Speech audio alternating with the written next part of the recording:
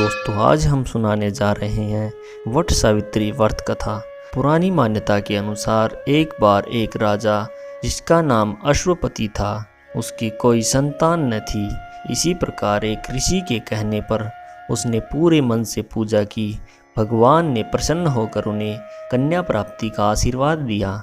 उस बच्ची का नाम सावित्री रखा गया, क्योंकि उसका जन्म भगवान सावित्री की आशीर्वाद से हुआ था।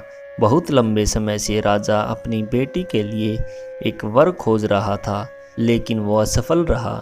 इसलिए उसने सावित्री को ही अपना जीवन साथी ढूंढने के लिए कहा। उसने राजा धुमत्सेन के पुत्र सत्यवान को पाया।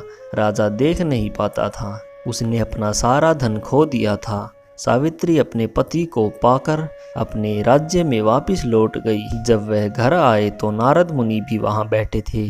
उन्होंने राजा को अपनी पसंद के बारे में बताया। उसकी बात सुनकर नारद मुनि ने अश्वपति से कहा, वह इस रिश्ते को मना कर दे, क्योंकि सत्यवान का जीवन कम बचा है और वह एक ही वर्ष में मर जाएगा। राजा अश्वपति ने सावित्री को उसके लिए किसी और वर ढूंढने के लिए कहा, लेकिन सावित्री ने इनकार कर दिया और कहा कि वह सिर्फ सत्यवान से ही शादी करेगी। और दोनों का विवाह हो गया और दोनों विवाह के बंधन में बंध गए। एक साल बाद सत्यवान की मृत्यु का समय आने वाला था। सावित्री ने व्रत रखने शुरू कर दिए। सत्यवान की मृत्यु के निश्चित दिन पर वह सत्यवान के साथ जंगल में चली गई। अचानक सत्यवान बरगद के पेड़ के पास गिर गया। साथ ही यम प्रकट हुए और वह सत्यवान की आत्मा को दूर करने वाले थे।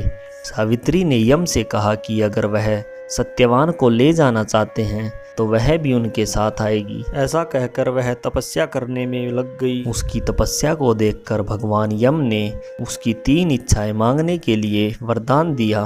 पहली इच्छा में उसने अपने ससुर की आंखों की रोशनी मांगी। दूसरी इच्छा में उसने अपने पति के लिए 100 पुत्र मांगे। तीसरे वरदान में उसने सत्यवान से 1 पुत्र मांगा। भगवान यम उसकी सारी इच्छाएं मान गए, पर वह सत्यवान को साथ ले जाना चाहते थे। सावित्री ने यह कहकर रोक दिया कि पति के बिना बेटा पैदा करना कैसे संभव है। भगवान यम अपने ही शब्दों में फंस गए। इसी तरह सावित्री के प्यार को देखकर सत्यवान का जीवन वापस करना पड़ा। इसी दिन के बाद सारी शादीशुदा महिलाएं अपने पति की लंबी उम्र के लिए यह व्रत रखती हैं।